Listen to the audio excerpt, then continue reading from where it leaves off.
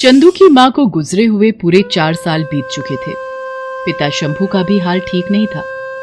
अपनी पत्नी के जाने के बाद से वो भी बिस्तर पर ही थे। अब चंदू ही था जो सब कुछ संभाल रहा था। बाबा, आप क्यों उठे बिस्तर से? मैं आ तो रहा था। आप छोड़ो, मैं साफ कर देता हूँ। तू क्या करेगा बेटा? सारा दिन इतनी गर्मी में मेहनत करता है, कम से कम घर के काम तो करने दे मुझे। नहीं बाबा, याद नहीं आपको? डॉक्टर साहब ने क्या कहा था? आपको बहुत कमजोरी है। आप ये सब रहने दो और जाकर आराम करो। और हाँ, इस डिब्बे में दलिया है, मेम साहब ने दिया है, आप जाकर खा लो इसे। और तू आजा, तू भी खा ले। नहीं बाबा, मैं खा के आया हूं, आप खा लो। अभी इतना बड़ा नहीं हुआ तू कि अपने बाप से झूठ बोल सके। चल आजा, साथ में खाते हैं। दोनों बाप बेटे इसी तरह गुजारा कर रहे थे। चंदू एक माली था। उसे पेड़ पौधों के बारे में बहुत तजुर्बा था। उसका हाथ लगते ही मानो हर पौधे में जान आ जाती थी और बहुत ही कम वक्त में वो किसी भी जगह को गुलजार कर सकता था। वो पूरी मेहनत से अपना काम करता था, लेकिन उसकी इस मेहनत का वाजिब मेहनताना उसे नहीं मिल पाता था। देखो चंदू, इनकी हालत दिन ब दिन खराब होती जा रही है। ऐसे हर बार सिर्फ ग्लूकोज चढ़ा देने से बात नहीं बनेगी। इनका लंबा इलाज चलेगा और इसके साथ ही इनका खाना पीना भी बहुत अच्छा करना होगा। चंदू डॉक्टर के सामने सिर हिला देता है, लेकिन वो नहीं जानता था कि ये सब होगा कैसे। माली के काम में इतनी कमाई हो ही नहीं पाती थी कि भरपेट खाने का भी इंतजाम हो सके। लेकिन चंदू को कुछ तो करना ही था। चंदू ने माली के साथ साथ मजदूरी करना भी शुरू कर दिया, लेकिन फिर भी वो इतने पैसे नहीं कमा सका जिससे शंभू का इलाज हो सके। शंभू दिन ब दिन कमजोर होता गया और फिर एक दिन, चंदू बेटा, अब मुझ में और हिम्मत नहीं है। मैं नहीं लड़ पाऊंगा। ये शरीर मेरा साथ नहीं दे रहा। पता नहीं ये सांसें कब तक मेरा साथ देंगी। नहीं, ऐसा मत बोलो बाबा, आपको कुछ नहीं होगा। मैं आपका इलाज करवाऊंगा, फिर सब ठीक हो जाएगा, आप देखना। नहीं मेरे बच्चे, अब मुझ में और उम्मीद मत जगा। अगर कुछ कर सकता है तो एक वादा कर मुझसे। मेरे इस दुनिया से चले जाने के बाद तू यहां नहीं रहेगा। तू शहर चले जाना। यहां गांव में हम मालियों की अहमियत कोई नहीं समझता। मैंने सुना है शहरों में पेड़ पौधों की बड़ी कीमत है और उन्हें लगाने वालों की भी।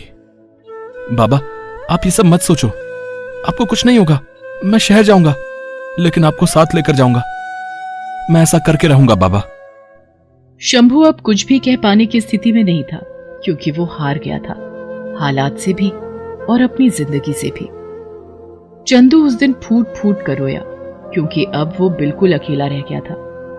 शंभू के चले जाने के बाद अब चंदू का मन भी गांव में नहीं लग रहा था। घर के नाम पर एक टूटी फूटी झोपड़ी ही तो थी उसके पास, जिसे छोड़कर अब चंदू शहर की तरफ निकल गया। लेकिन शहर जाकर भी मुसीबतों ने उसका दामन नहीं छोड़ा। साहब, मैं माली हूं, मुझे काम मिलेगा? चल हट यहां से, यहां कोई काम नहीं है तेरे लिए। चल भाग यहां से। चंदू ने कभी नहीं सोचा था कि शहर जाकर ये होगा उसके साथ। ना काम मिल रहा था और ना ही आसरा। हार मानकर चंदू ने सड़क को ही अपना बसेरा बना लिया। तभी एक दिन अचानक उसकी नजर एक दीवार पर पड़ी। नेकी की दीवार है? ऐसी भी कोई दीवार होती है क्या? चंदू ने देखा कि उस दीवार पर कई लोग अपने फटे पुराने कपड़े लटका कर जा रहे थे, तो वहीं कुछ लोग खाने पीने की चीजें भी वहीं पर छोड़ रहे थे। चंदू कई दिनों से भूखा था। उसने बिना कुछ सोचे समझे सबसे पहले पेट भर खाया और फिर उसी दीवार के पास बैठकर वहां आते जाते लोगों को देखने लगा। सुनो, ये कपड़े जो मैंने यहाँ टांगे हैं, इन्हें तुम ले सकते हो। ये कपड़े मेरे लिए हैं क्या? मैं इन्हें ले सकता हूँ? हाँ, और नहीं तो क्या, ये नेकी की दीवार है। उस आदमी का नाम श्यामलाल था, जो पास की ही एक सोसाइटी में रहता था। सोसाइटी के लोग अपने इस्तेमाल में ना आने वाली चीजें उस दीवार पर टांग दिया करते थे और फिर शाम के वक्त वहां कई गरीब लोग आते थे जो उस सामान को खुशी खुशी वहां से ले जाते थे। चंदू ने ये सब अपनी आंखों से देखा। उसे बहुत अच्छा लगा और वो मन ही मन सोचने लगा। अरे वाह, मैं तो बेकार ही यहाँ के लोगों को बुरा समझ रहा था। यहाँ के लोग तो बहुत अच्छे हैं, गरीबों के बारे में कितना सोचते हैं। और ये दीवार, कितना सही नाम है इसका। चंदू का समय अब उसी नेकी की दीवार के सहारे कटने लगा। पहनने के लिए कपड़े और खाने के लिए खाना उस दीवार के सहारे अब हर रोज चंदू को मिलने लगा। लेकिन बस इतना काफी नहीं था। चंदू को फिर से माली का काम करना था, पैसे कमाने थे और एक अच्छी जिंदगी बितानी थी।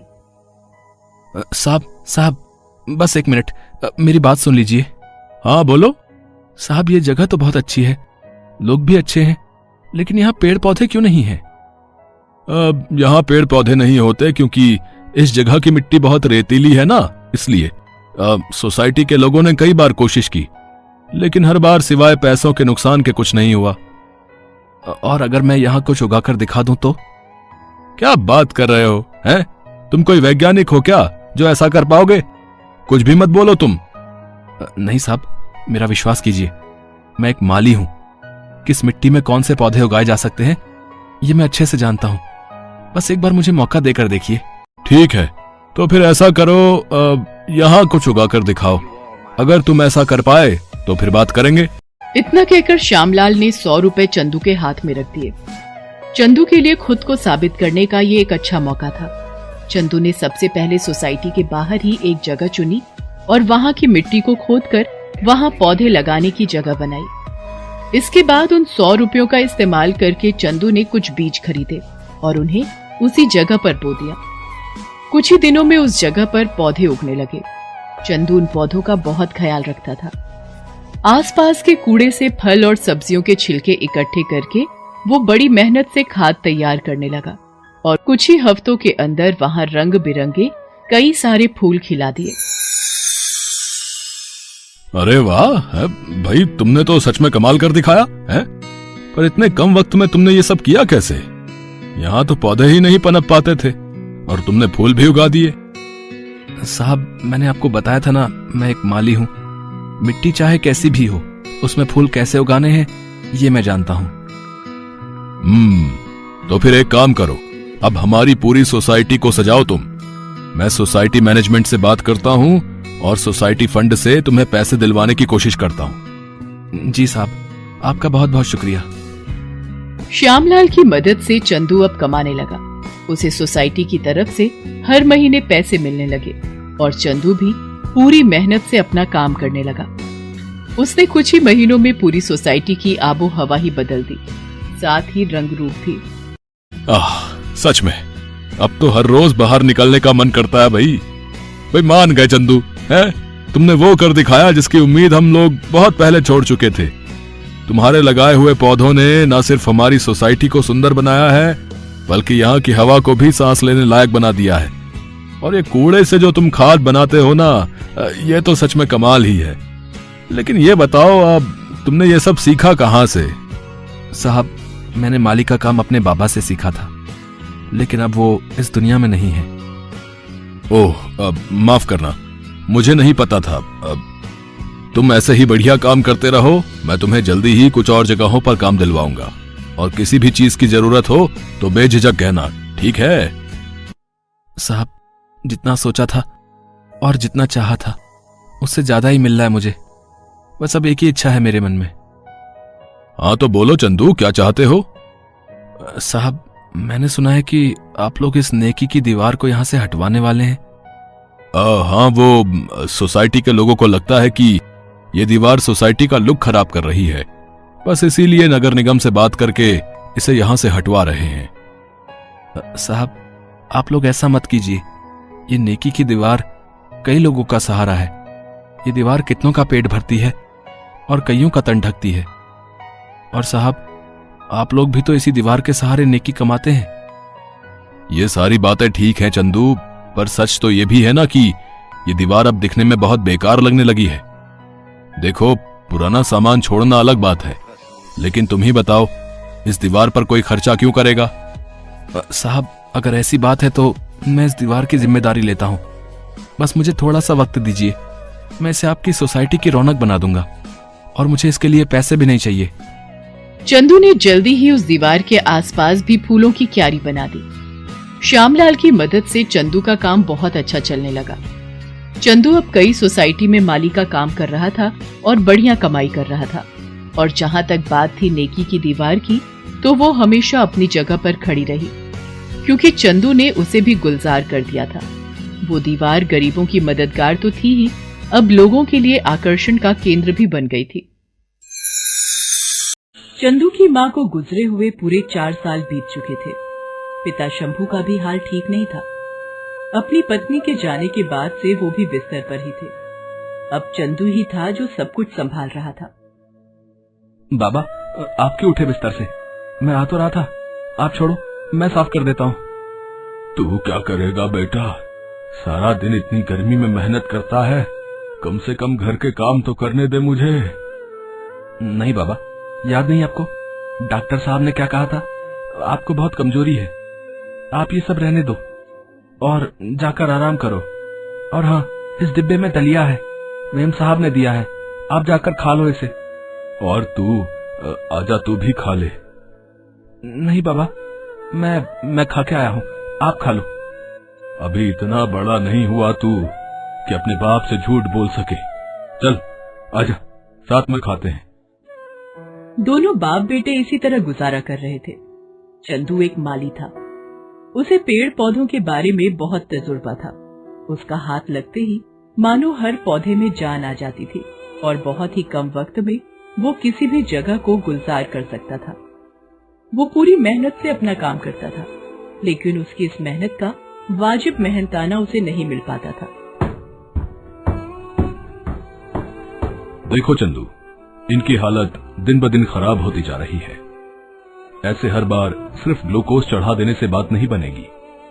इनका लंबा इलाज चलेगा और इसके साथ ही इनका खाना पीना भी बहुत अच्छा करना होगा। चंदू डॉक्टर के सामने सिर हिला देता है, लेकिन वो नहीं जानता था कि ये सब होगा कैसे। माली के काम में इतनी कमाई हो ही नहीं पाती थी कि भरपेट खाने का भी इंतजाम हो सके। लेकिन चंदू को कुछ तो करना ही था। चंदू ने माली के साथ साथ मजदूरी करना भी शुरू कर दिया, लेकिन फिर भी वो इतने पैसे नहीं कमा सका जिससे शंभू का इलाज हो सके।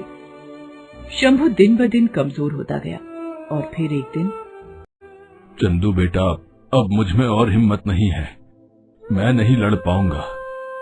ये शरीर मेरा साथ नहीं दे रहा। पता नहीं ये सांसें कब तक मेरा साथ देंगी। नहीं, ऐसा मत बोलो बाबा, आपको कुछ नहीं होगा। मैं आपका इलाज करवाऊंगा, फिर सब ठीक हो जाएगा, आप देखना। नहीं मेरे बच्चे, अब मुझ में और उम्मीद मत जगा। अगर कुछ कर सकता है तो एक वादा कर मुझसे। मेरे इस दुनिया से चले जाने के बाद तू यहाँ नहीं रहेगा। तू शहर चले जाना। यहाँ गांव में हम मालियों की अहमियत कोई नहीं समझता। मैंने सुना है शहरों में पेड़ पौधों की बड़ी कीमत है और उन्हें लगाने वालों की भी। बाबा, आप ये सब मत सोचो, आपको कुछ नहीं होगा। मैं शहर जाऊंगा, लेकिन आपको साथ लेकर जाऊंगा। मैं ऐसा करके रहूंगा बाबा। शंभू अब कुछ भी कह पाने की स्थिति में नहीं था, क्योंकि वो हार गया था, हालात से भी और अपनी जिंदगी से भी। चंदू उस दिन फूट फूट कर रोया, क्योंकि अब वो बिल्कुल अकेला रह गया था। शंभू के चले जाने के बाद अब चंदू का मन भी गांव में नहीं लग रहा था। घर के नाम पर एक टूटी फूटी झोपड़ी ही तो थी उसके पास, जिसे छोड़कर अब चंदू शहर की तरफ निकल गया। लेकिन शहर जाकर भी मुसीबतों ने उसका दामन नहीं छोड़ा। साहब, मैं माली हूँ, मुझे काम मिलेगा? चल हट यहाँ से, यहाँ कोई काम नहीं है तेरे लिए, चल भाग यहाँ से। चंदू ने कभी नहीं सोचा था कि शहर जाकर ये होगा उसके साथ। न काम मिल रहा था और न ही आसरा। हार मानकर चंदू ने सड़क को ही अपना बसेरा बना लिया। तभी एक दिन अचानक उसकी नजर एक दीवार पर पड़ी। नेकी की दीवार है? ऐसी भी कोई दीवार होती है क्या? चंदू ने देखा कि उस दीवार पर कई लोग अपने फटे पुराने कपड़े लटका कर जा रहे थे, तो वहीं कुछ लोग खाने पीने की चीजें भी वहीं पर छोड़ रहे थे। चंदू कई दिनों से भूखा था। उसने बिना कुछ सोचे समझे सबसे पहले पेट भर खाया और फिर उसी दीवार के पास बैठकर वहां आते जाते लोगों को देखने लगा। सुनो, ये कपड़े जो मैंने यहाँ टांगे हैं, इन्हें तुम ले सकते हो। ये कपड़े मेरे लिए हैं क्या? मैं इन्हें ले सकता हूँ? हाँ, और नहीं तो क्या, ये नेकी की दीवार है।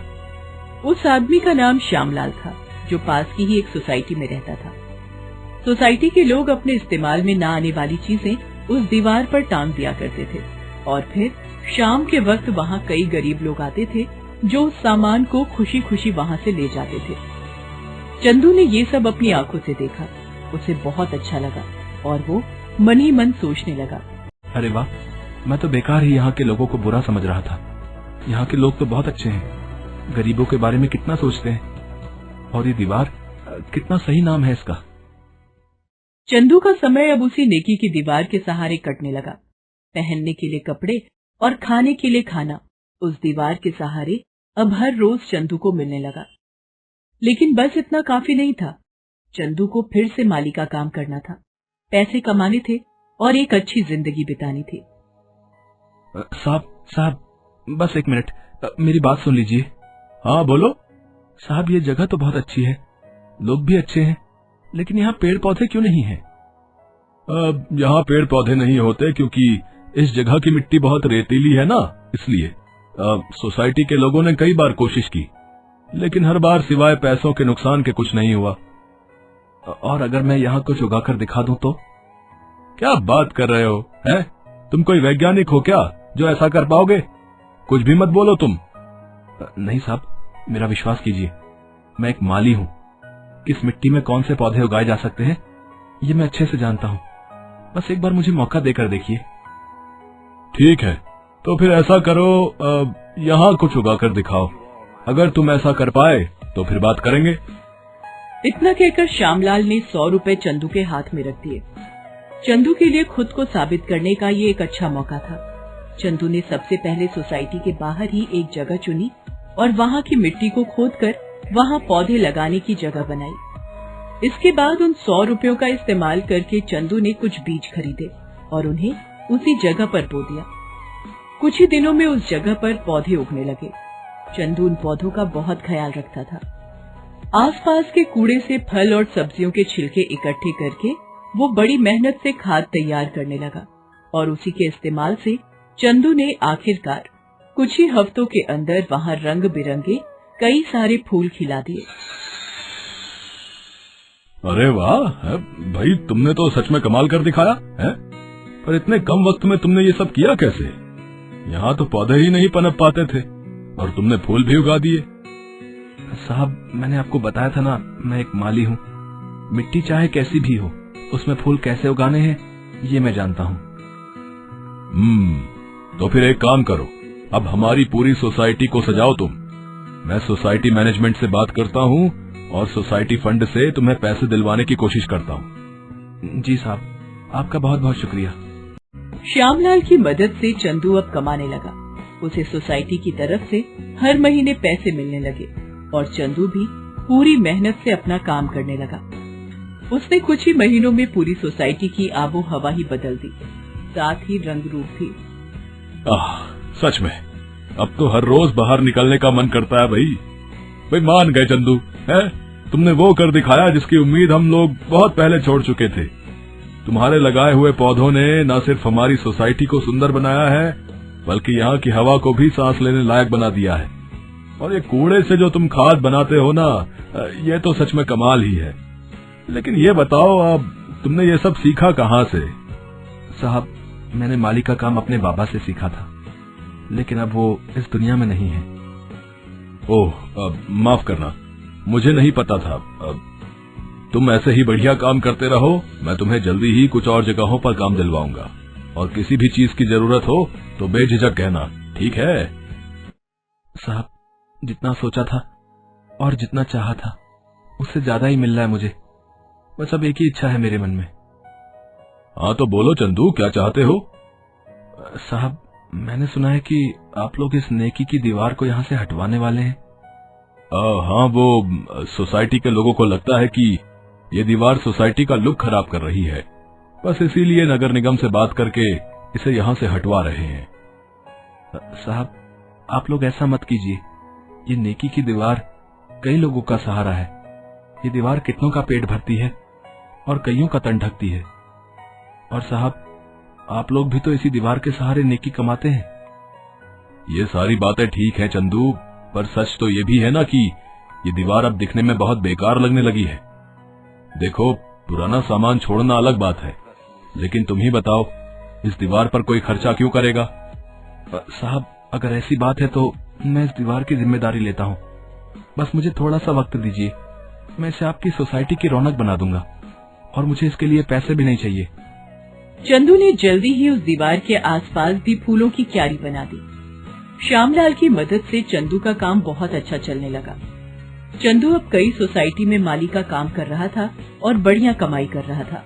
और जहाँ तक बात थी नेकी की दीवार की, तो वो हमेशा अपनी जगह पर खड़ी रही, क्योंकि चंदू ने उसे भी गुलजार कर दिया था। वो दीवार गरीबों की मददगार तो थी ही, अब लोगों के लिए आकर्षण का केंद्र भी बन गई थी।